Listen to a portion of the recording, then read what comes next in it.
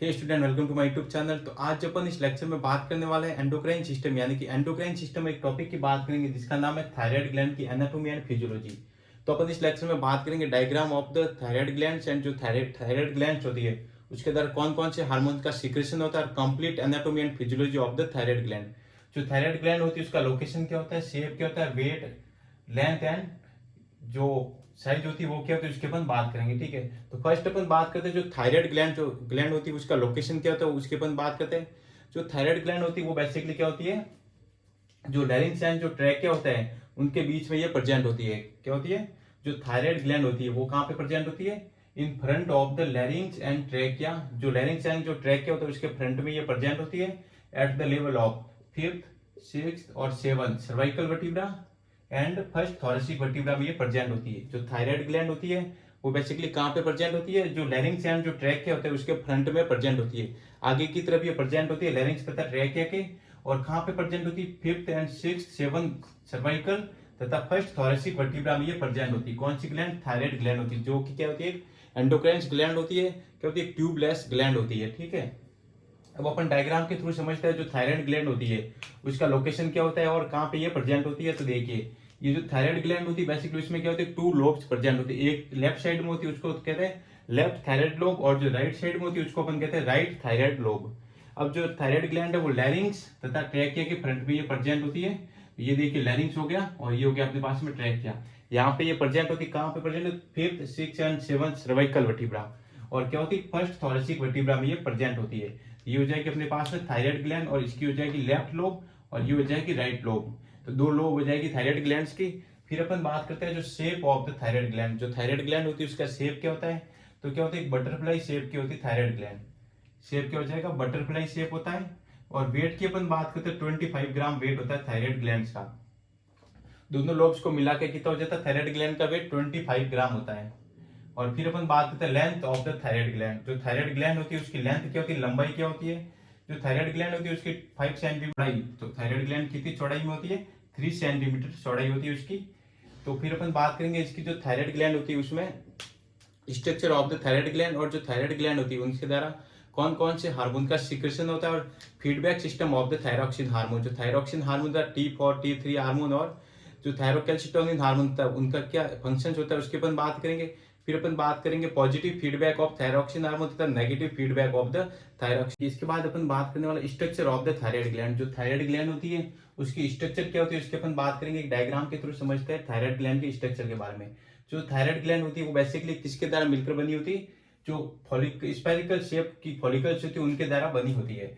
जो thyroid gland होती है वो composed of the spiracle shape follicles, जो फॉलिकल्स होती है उनकी बनी होती है, और फॉलिकल्स है वो बेसिकली किसी क्यूबॉइडल एपिथेलियम की बनी होती है। ये क्या हो जाएगी, पैरा फॉलिकल्स, और ये क्या हो जाएगी, फॉलिकल्स। ये देखिए फॉलिकल्स, ये क्या हो जाएगी, फॉलिकल्स, जो कि क्या होती है, क्यूबॉइडल एपिथेलियम होती है। फॉलिकल्स क्या होती है, क्यूबॉइडल एपिथेलियम की बनी होती है। क्या होती है, क्यूबॉइडल एपिथेलियम की बनी होती है। तो थायराइड ग्लैंड बेसिकली किसकी बनी होती है, स्पाइरिकल शेप फॉलिकल्स की बनी होती है। अब फॉलिकल क्या होती है, क्यूबॉइडल एपिथेलियम होती है। क्या होती है, क्यूबॉइडल एपिथेलियम होती है। अब अपन बात करते हैं पैरा फॉलिकल्स के बारे में। जो पैरा फॉलिकल्स क्या होती है, सी सेल्स होती है। क्या होती है, सी सेल्स होती है, जिनको अपन क्या कहते हैं, पैरा फॉलिकल्स कहते हैं। वो बेसिकली कहाँ पे प्रेजेंट होती है, फॉलिकल्स के बीच में ये प्रेजेंट होती है। कहाँ पे प्रेजेंट होती है, बिटवीन द फॉलिकल्स।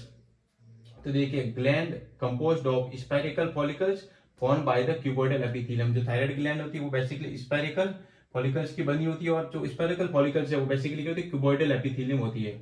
फिर अपन बात करते हैं पैरा फॉलिकल्स के बारे में, जिनको अपन क्या कहते हैं, सी सेल भी कहते हैं। वो बेसिकली क्या होती है, फॉलिकल्स के बीच में ये प्रेजेंट होती है। ये देखिए पैरा फॉलिकल सेल्स हो जाएगी, ये पैरा फॉलिकल सेल्स, जो कि थायरोकैल्सिटोनिन हार्मोन का सिक्रेशन करती है। क्या करती है, थायरोकैल्सिटोनिन हार्मोन का सिक्रेशन करती है। और जो पैरा फॉलिकल सेल्स है वो क्या होगा, थायरोकैल्सिटोनिन हार्मोन का सिक्रेशन करती है। और थायराइड ग्लैंड जो कि क्या करती है, थायरोक्सिन हार्मोन का सिक्रेशन करती है। थायराइड ग्लैंड क्या हो जाएगी, थायरोक्सिन हार्मोन का सिक्रेशन करती है। और थायरोक्सिन हार्मोन में दो प्रकार के हार्मोन आ जाते हैं, एक तो होता है T3 हार्मोन, एक हो जाता है T4 हार्मोन। अब जो T3 हार्मोन होता है उसको अपन कहते हैं ट्राईआयोडोथायरोनिन हार्मोन, और जो T4 हार्मोन होता है उसको अपन क्या कहते हैं, टेट्राआयोडोथायरोनिन हार्मोन। ठीक है, ये हो जाएगा अपने पास में hormone of the thyroid gland. और पहला पैरा फॉलिकल्स होती है उनके द्वारा कौन सा हार्मोन सिक्रेशन होता है, और थायराइड ग्लैंड के द्वारा कौन सा हार्मोन का सिक्रेशन होता है, फिर अपन बात करेंगे functions of the thyroxine hormone और फंक्शंस ऑफ द कैल्शिटोनिन हार्मोन, इनके फंक्शन करने वाले hormone of the thyroid gland. जो थायराइड ग्लैंड होती है वो बेसिकली कौन कौन से हार्मोन का सिक्रेशन करती है, और जो पैराफोरिकल सेल्स होती है उसके द्वारा कौन कौन से हार्मोन का सिक्रेशन होता है, functions of the thyroxine hormone, उसकी अपन बात करते हैं। तो देखिए जो हार्मोन अपन बात करेंगे, जो थायरॉक्सिन हार्मोन और कैल्शिटोनिन हार्मोन की अपन बात करेंगे। जो थायरॉक्सिन हार्मोन होता है वो बेसिकली क्या होता है, T3 तथा T4 हार्मोन को मिला करके बनता है। यानी कि जो थायरॉक्सिन हार्मोन है वो बेसिकली क्या होता है, T3 तथा T4 हार्मोन होते हैं, और ये बेसिकली क्या होता है, essential for the iodine, essential for the thyroxine hormone. जो आयोडीन क्या होता है, एक मिनरल्स होता है जो बेसिकली क्या होता है थायराइड के लिए क्या होता है, एसेंशियल होता है, रिक्वायरमेंट होती है थायरॉक्सिन हार्मोन के लिए आयोडीन की। फिर अपन बात करते हैं T3 हार्मोन तथा T4 हार्मोन। T3 हार्मोन को अपन कहते हैं ट्राई आयोडोथायरोनिन, और T4 हार्मोन को अपन कहते हैं टेट्रा आयोडोथायरॉक्सिन। ठीक है, फिर अपन बात करते हैं functions of the thyroxine hormone. जो थायरॉक्सिन हार्मोन होता है उसके फंक्शंस क्या क्या होते हैं उसके अपन बात करते हैं। तो फंक्शंस में क्या हो जाएगा, मेंटेन फैट, कार्बोहाइड्रेट तथा प्रोटीन मेटाबॉलिज्म, ये क्या करते हैं, मेंटेन करते हैं। तो ह्यूमन बॉडी में क्या करेंगे, फैट मेटाबॉलिज्म, कार्बोहाइड्रेट मेटाबॉलिज्म यानी कि ग्लूकोज के मेटाबॉलिज्म को, और प्रोटीन मेटाबॉलिज्म को क्या करते हैं, मेंटेन करते हैं। तो ये बेसिकली कहते हैं growth and development of the skeleton तथा नर्वस टिश्यू। जो स्केलेटन सिस्टम तथा नर्वस सिस्टम होता है उसके ग्रोथ तथा डेवलपमेंट के लिए क्या होता है, एसेंशियल होता है। कौन होता है, थायरॉक्सिन हार्मोन, T3 तथा T4 हार्मोन होता है। हार्मोन होता है वो बेसिकली कहते हैं पैराफोरिकल सेल्स के द्वारा सिक्रेशन होता है। तो कैल्शिटोनिन हार्मोन का किसके द्वारा सिक्रेशन होगा, पैराफोरिकल सेल्स के द्वारा होता है। और इसका फंक्शन क्या होता है, मेन फंक्शन इसका हो जाएगा टू डिक्रीज कैल्शियम लेवल। जो ब्लड में होता है कैल्शियम लेवल को क्या करता है, कम कर देता है। वो किसके थ्रू करेगा, reabsorption of calcium by the kidney. Calcium का जो रीअब्जॉर्प्शन होगा वो बढ़ा देगा किडनी के थ्रू, तो उसके द्वारा क्या हो जाएगा, डिक्रीज कैल्शियम लेवल। ठीक है, ये फंक्शन के बाद अपन बात करने वाला feedback system of the thyroxine hormone. जो थायरॉक्सिन हार्मोन होता है उसका फीडबैक, पॉजिटिव फीडबैक सिस्टम तथा नेगेटिव फीडबैक क्या होता है उसकी अपन बात करते हैं। तो बेसिकली अपन जो थायरॉक्सिन हार्मोन होता है वो बेसिकली कहाँ से रिलेटेड होता है, हाइपोथैलेमस से रिलेटेड होता है। किससे रिलेटेड हो जाएगा, हाइपोथैलेमस से, और क्या हो जाएगा, पिट्यूटरी ग्लैंड से मोस्टली रिलेशन होता है। किसका, थायरॉक्सिन हार्मोन या फिर थायराइड ग्लैंड का। अब अपन बात करते हैं जो थायरॉक्सिन हार्मोन होता है वो बेसिकली फर्स्ट कहाँ से रिलेटेड हो जाएगा, हाइपोथैलेमस से, क्योंकि हाइपोथैलेमस क्या करेगा, पिट्यूटरी ग्लैंड से हार्मोन के सिक्रेशन तथा सिंथेसिस को क्या करता है, कंट्रोल करता है।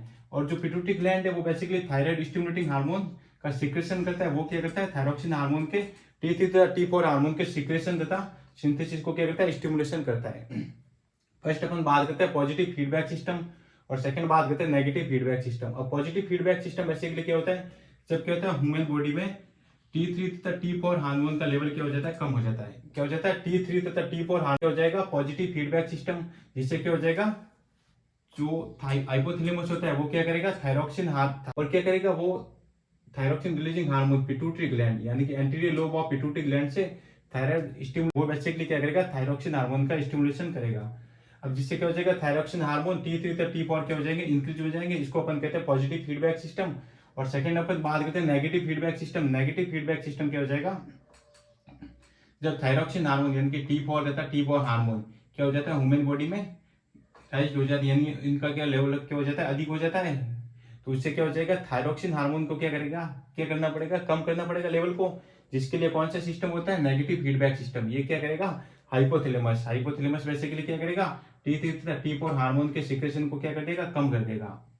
क्या करेगा, नेगेटिव फीडबैक सिस्टम यानी थायराइड रिलीजिंग हार्मोन को क्या करेगा, इनहिबिट कर देगा, जिससे क्या हो जाएगा, पिट्यूटरी ग्लैंड से थायराइड स्टिमुलेशन हार्मोन का भी क्या हो जाएगा, सिक्रेशन इनहिबिट हो जाएगा, जिससे क्या हो जाएगा, T3 तथा T4 हार्मोन का लेवल क्या हो जाएगा, कम हो जाएगा, लोवेस्ट हो जाएगा। ये हो जाएगा अपने पास में नेगेटिव फीडबैक सिस्टम। तो ये हो जाएगा